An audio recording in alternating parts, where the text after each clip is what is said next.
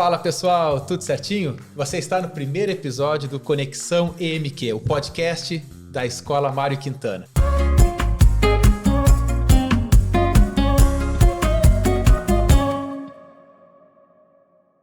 E aqui nós vamos falar de diversos assuntos, de educação, de futuro, de saúde, de vestibulares.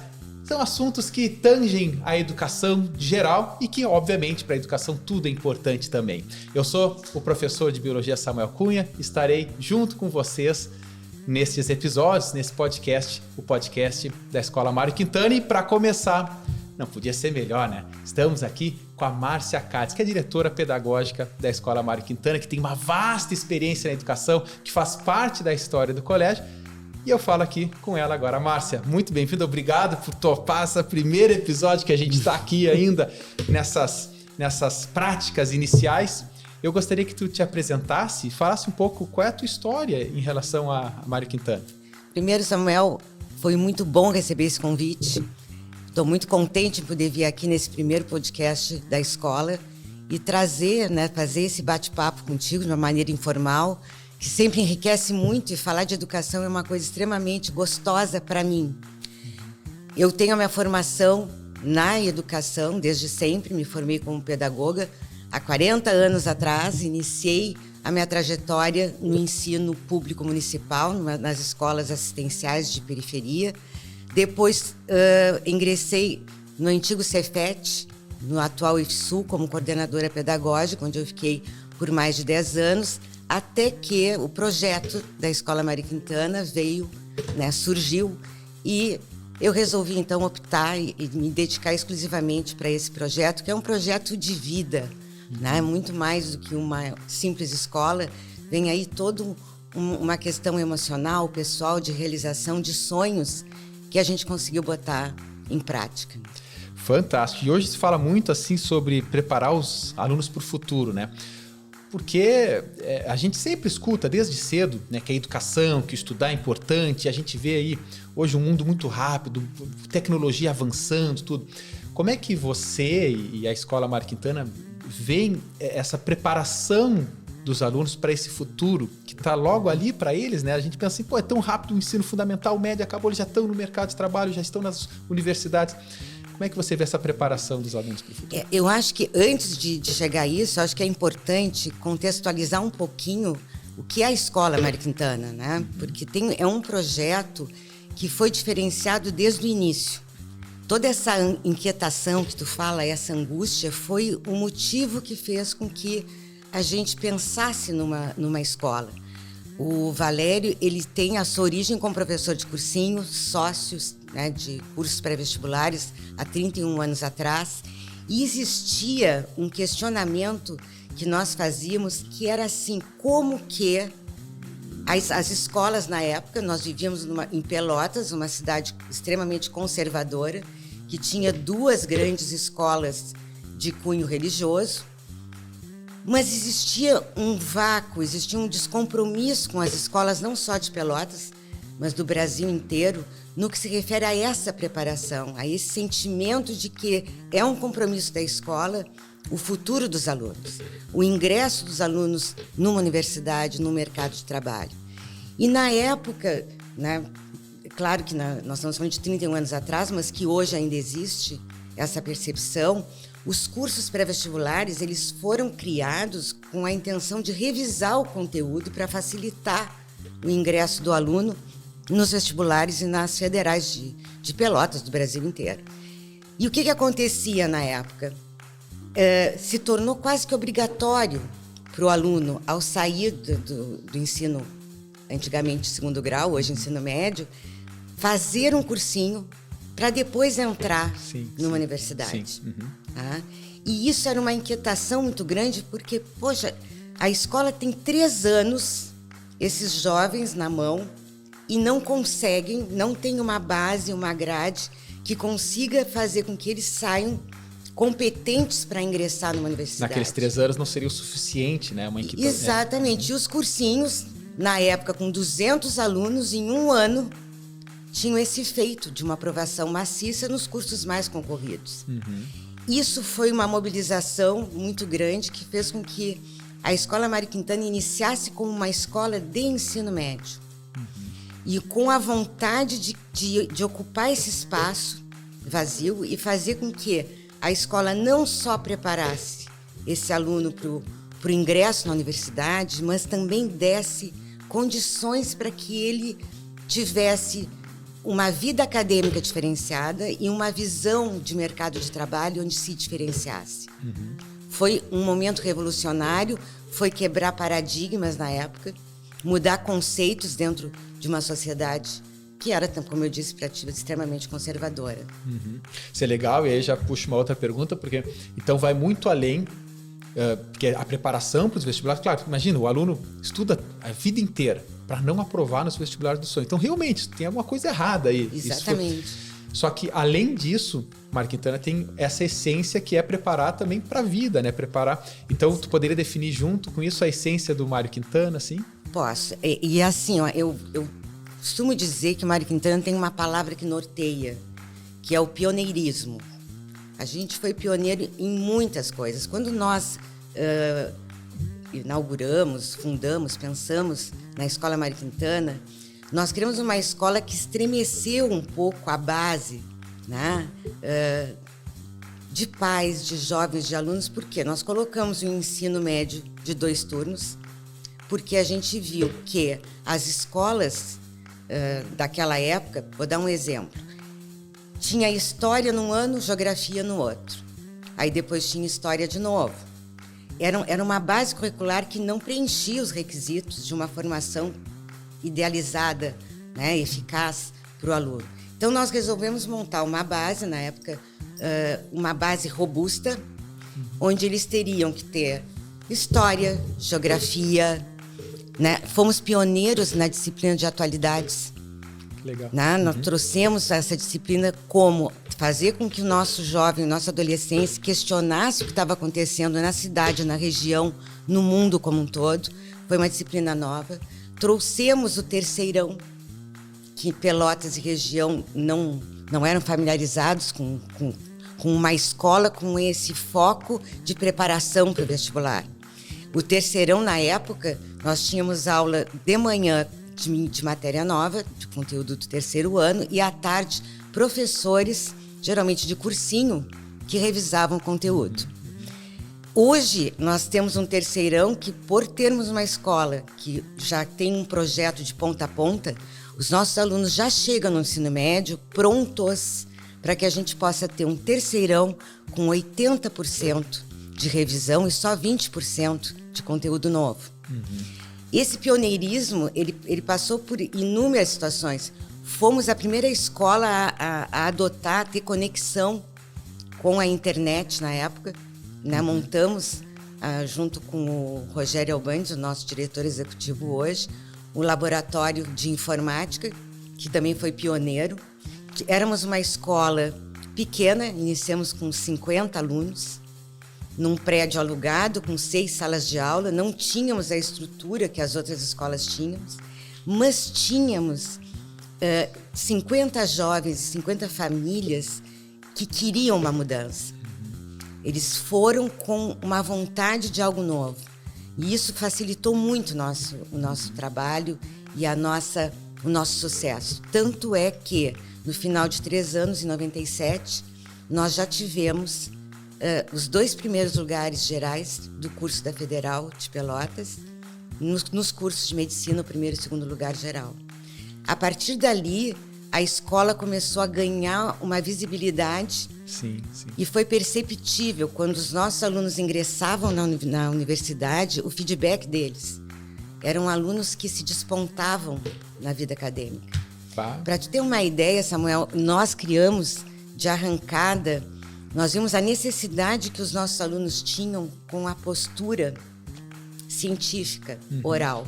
E criamos, então, um projeto de leitura que existe até hoje, onde, na época, eles tinham que apresentar um artigo, defender para uma banca que nós convidávamos, né, de 3 profissionais da área do livro que era escolhido, e eles eram exigidos na sua postura, na fala, na vestimenta, como seriam exigidos lá adiante no mercado de trabalho, numa entrevista. Ou até num TCC, num numa TCC. defesa de mestrado. Então, fomos uma escola que eu digo pioneira, e até hoje temos esse estar à frente como o nosso norte.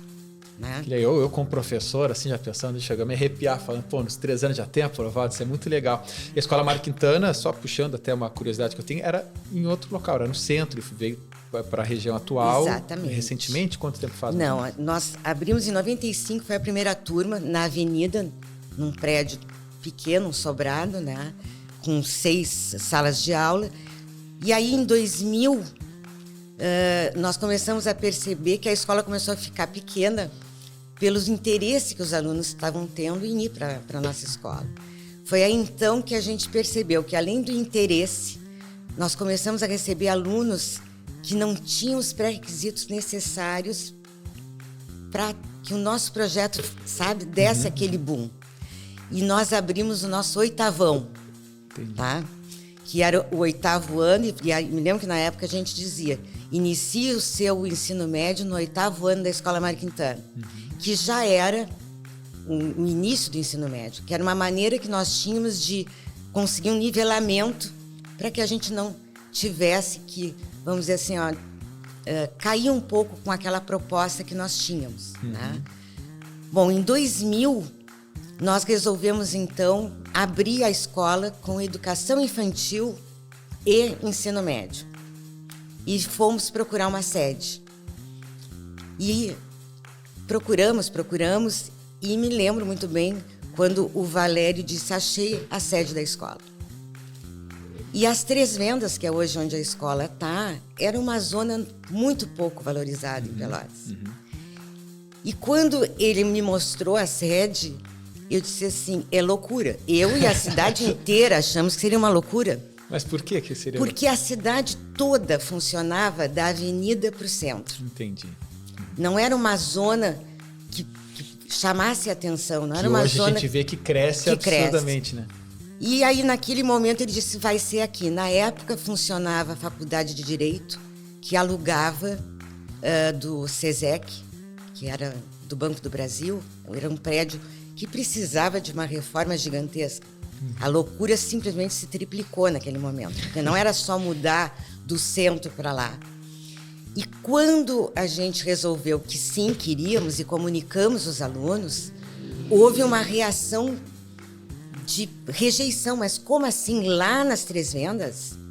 E aí, então, a gente nas Três Vendas, não é tão difícil de chegar lá.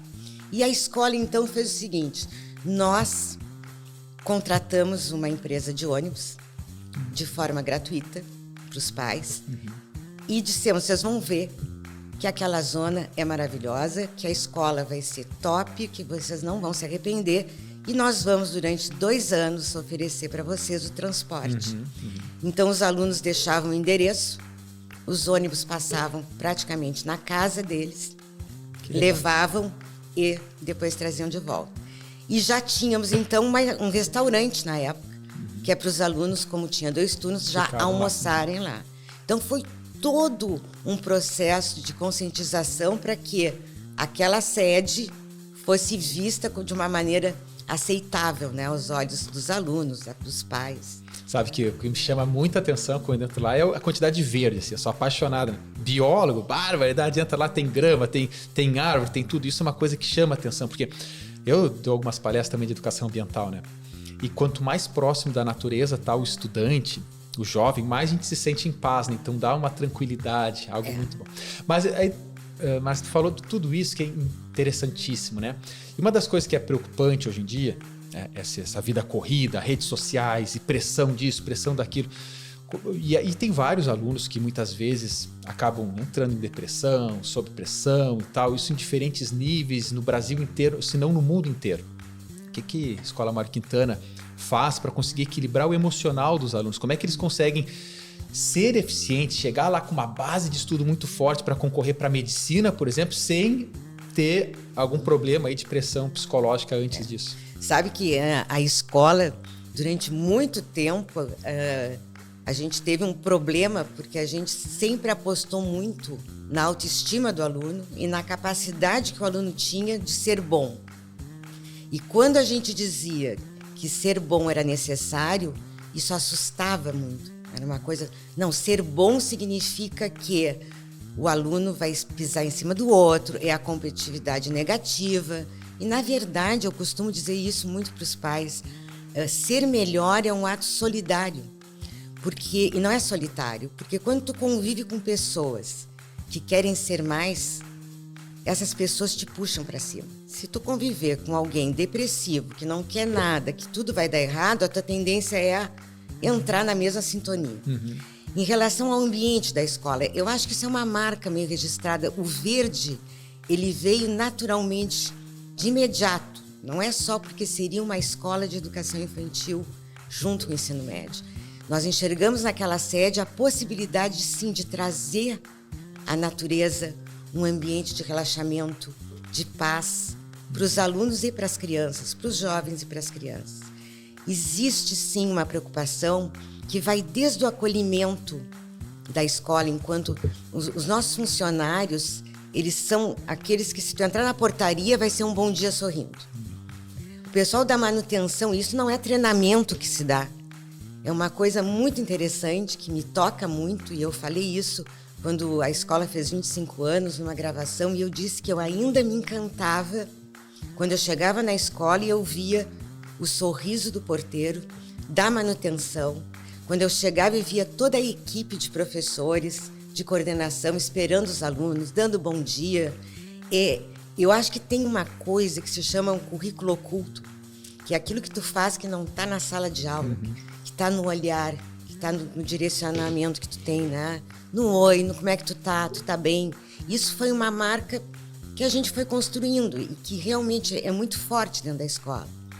Mas é claro que mudou, as gerações mudaram e os problemas chegaram. E a escola, 2 anos atrás, quando eu e o Valério retomamos a direção, nós ficamos 6 anos afastados, retomamos há 2 anos, e a gente percebeu uma mudança drástica, sabe, Samuel? E pós-pandemia. Pós-pandemia, e tanto das famílias como dos jovens. E aí veio, então, a ideia também, né, inovadora, de criar o CPPE, que é o Centro Psicológico de Pesquisa e Extensão, que conta com 5 psicólogos. As escolas geralmente têm um psicólogo que cuida de todo mundo e não cuida de ninguém, porque vamos combinar que uma pessoa só não vai conseguir dar, né, o atendimento de todos os níveis de ensino. De todos os níveis de ensino. Então, nós criamos um CPPE, criamos um ambiente com 2 salas bem intimistas, né, que a gente brinca que é um consultório que eles têm dentro do CPPE, e com 5 psicólogos. 2 deles dão atendimentos para os PCDs, que são os alunos que precisam de um atendimento específico, e os outros atendem os diferentes segmentos: educação infantil, Fundamental 1, Fundamental 2, médio. E a gente percebe a necessidade quando a gente vê que os alunos que chegam na escola e encontram os psicólogos não mais têm aquela sensação, é o setor de psicologia. Sim. Sabe aquela reação natural? Eles vão, eles abraçam, eles conversam. São psicólogos que estão no recreio. Eu vejo as psicólogas, no caso que eu conheço ali também, sempre circulando, sempre conversando circulando, com os alunos. lancham junto com eles, almoçam com eles, e isso cria um elo. E hoje a gente consegue ter essa aproximação com eles de uma maneira muito mais concreta.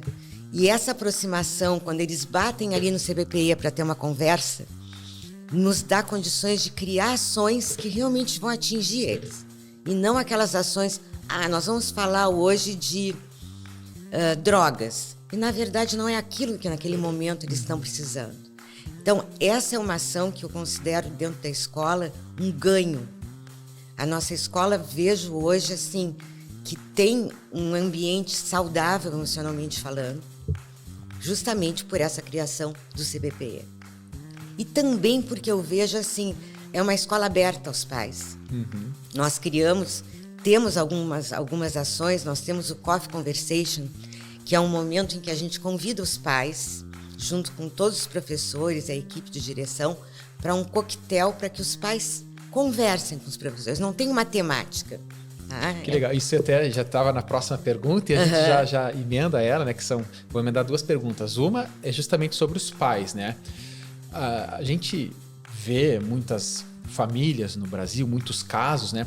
Que muitas vezes os pais eles querem deixar a educação para a escola, né? E a gente escuta que a escola tem o ensino, o conteúdo, o convívio social, né? Tudo isso que tange essas habilidades dos alunos. Mas é inevitável, os pais têm que estar presentes também. A educação se faz em conjunto entre pais, que dão a educação, aquela que a gente chama da casa, né? E também a escola. Então, pode continuar falando também sobre isso, Márcia, sobre como os pais estão integrados na escola, quais são os projetos ou as atividades ou a festa junina, enfim, que os pais estão presentes ali. E também depois, se quiser já seguir falando, se você considera algum projeto específico que seria, qual tu botaria aquela cerejinha do bolo, a joia da escola, assim, de projeto? Bom, eu entendo, né? Eu acho que a escola como um todo, somos a única escola que é um espaço aberto, né? Principalmente assim, o fato de tu ter um restaurante, tu ter 2 cantinas, de ter cafeterias abertas ao meio-dia para os pais irem poder almoçar com seus filhos, né? De ter esse acesso, a gente tem uma coordenação para cada segmento, uma coordenação que entra em contato por telefone diariamente com os pais ligam, dá uma olhada no meu filho, não está bem, eles dão é uma relação, eu que trabalho há 40 anos, né? Na área e já passei por inúmeras vivências, né, na área de ensino e de relação professor, aluno, escola, eu vejo que é uma necessidade, sim, dos pais. Existe uma terceirização da educação dos pais para a escola? Existe. Mas também existe uma tendência da escola se omitir. E que não pode. É impossível tu trabalhar com educação e achar que a escola se baseia em conteúdo, prova, né, sala de aula. Não, a escola vai além disso. Então, eu acho, sim, que o espaço que a gente tem físico, as oportunidades que a gente tem facilita. E acho que a gente cria situações propositalmente para que os pais cheguem até nós. Essas ações que a gente chama, os pais adoram. Os professores, eu brinco, os professores vão ser atacados agora. A gente apresenta e a gente vê a necessidade que os pais têm de dizer como é que o meu filho é. Em casa ele é assim, como é que ele é aqui? E os professores querem entender como os filhos são em casa para poder entendê-los na sala de aula. Então, é uma relação muito aberta. Eu vejo assim, é claro que pode parecer suspeito eu falar, mas eu não consigo enxergar um projeto, tá? Dentro de Pelotas e da região, e olha que recebo pais que vêm de outras cidades e que vêm para mim e dizem assim, o quanto é diferente esse nosso projeto em relação às famílias. Acho muito legal. Quanto à questão da joia, da cerejinha que tu fala, eu te diria que hoje nós temos 2, tá? Eu não vou te falar assim, ó, que o médio, o terceirão não é uma cereja, porque ele, na verdade, ele é a nossa raiz, né? É claro que é o fruto final, é ali que tu verifica, né? Se toda a tua trajetória funcionou ou não. É o retorno deles depois, né, para a escola, dizendo, olha, já entrei como monitor. Para mim, matemática foi barbada, biologia, tirei de letra, né? Nós temos vários projetos, né, com a UCPEL, onde os alunos têm aulas com os professores da medicina, no campus da Universidade Católica, que isso foi assim, um grande ganho para eles. Mas eu vejo como a cereja, o CPPE, para mim é um projeto que só tende a crescer dentro da escola, e o bilíngue, né? Eu acho que não tem como mais as escolas também se omitirem desse processo, né? Isso é uma discussão, aproveitando o bilíngue, tem muita gente que fala assim, muito escola, o que é realmente o bilíngue verdadeiro ou não? Porque a gente ouve muito falar, não, mas para, diz que a escola é bilíngue e não é bilíngue. O que significa ser bilíngue de fato para a Escola Mário Quintana?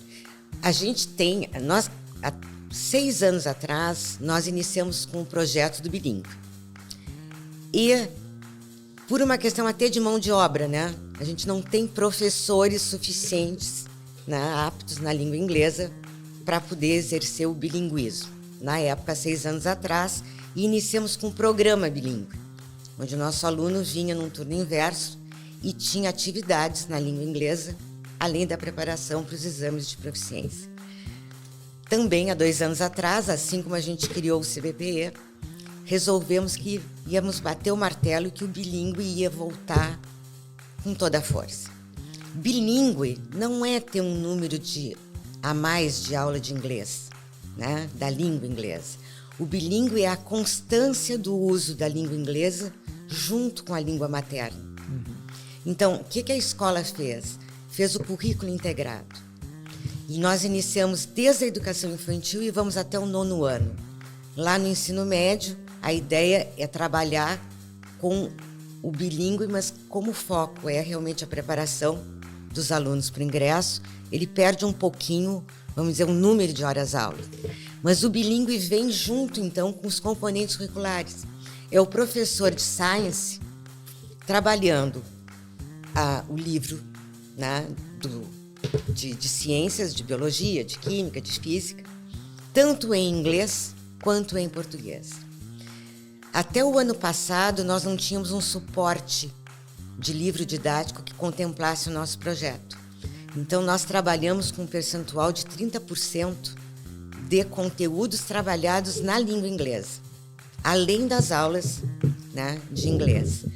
O ano passado, nós fomos a São Paulo, e nós achamos o UBI, que é uma editora que trabalha com a National Geographic, que é uma revista, né, super conhecida, e que finalmente vem com livros didáticos que a gente pode colocar, tanto em História, Geografia, como em Ciências. Então, hoje os nossos alunos, eles têm Ciências, História, Geografia, trabalhadas nas 2 línguas, tem professores de Educação Física, né, que é o Body Movement, que trabalham em comandos em inglês, que discutem com as crianças em inglês, eles aprendem as regras, as provas vão ser tanto com questões com enunciado em inglês e alternativas na língua materna, como o inverso.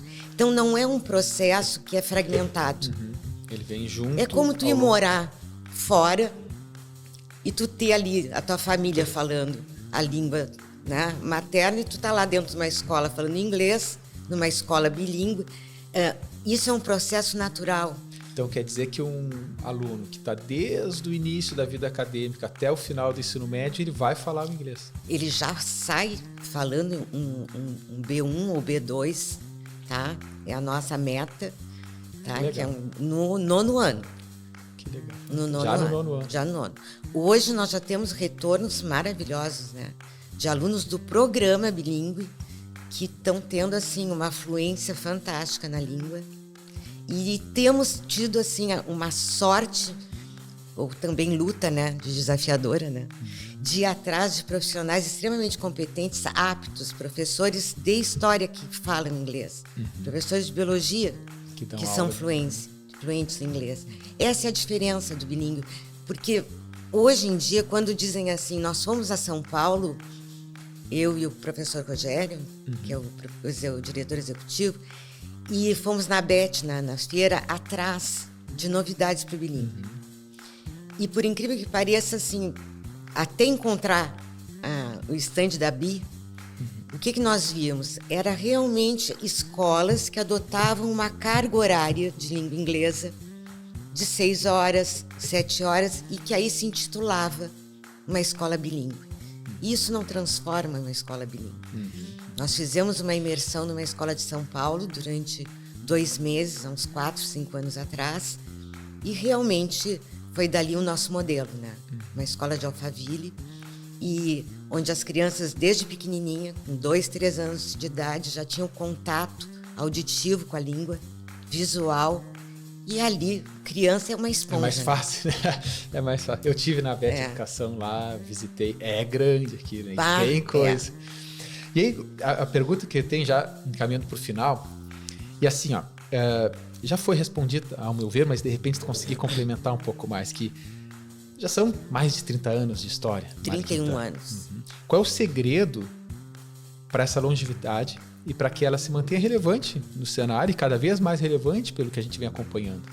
O segredo é a inquietação constante. É o sentimento de urgência. É achar que sempre tem algo que tem que ser melhorado.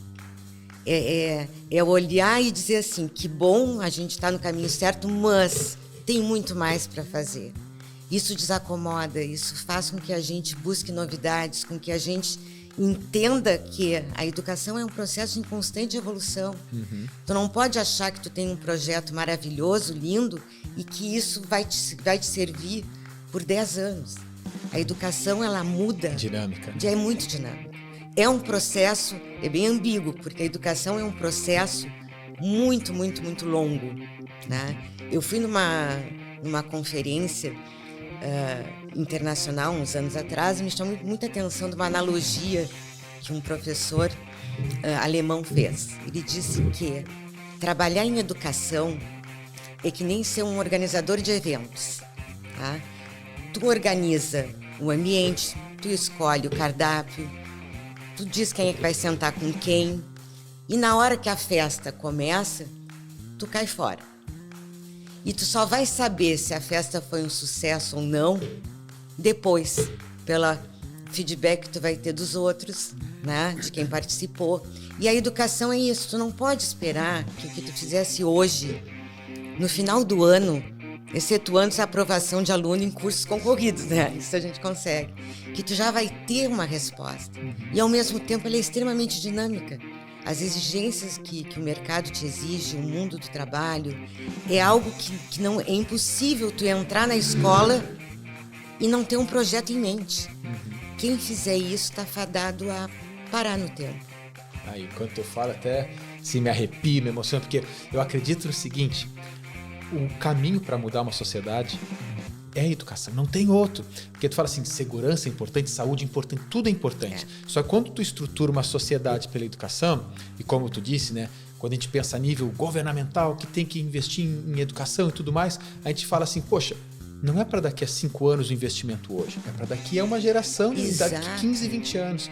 Então, uma transformação que é lenta, mas é a única forma, ou única, tá, vamos lá, não vamos exagerar, mas talvez a melhor forma de mudar para o bem uma sociedade. Quanto mais o conhecimento, quanto maior...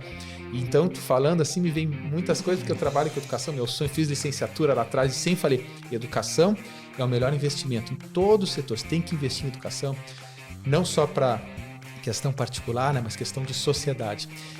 E para fechar, temos uma última pergunta aqui, Márcia, que é para quem nos ouve. Eu gostaria que você, né, falasse, deixasse uma mensagem final sobre a educação, sobre o futuro, sobre, enfim, a tua essência e a da Escola Mário Quintana para a educação e o futuro dos jovens.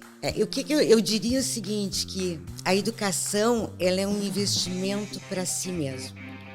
Porque quem investe na sua educação, na educação dos seus filhos, investe na liberdade que eles vão ter no futuro de escolhas conscientes, de oportunidades que vão se abrir não só para o mercado de trabalho, mas para o mundo deles pessoal.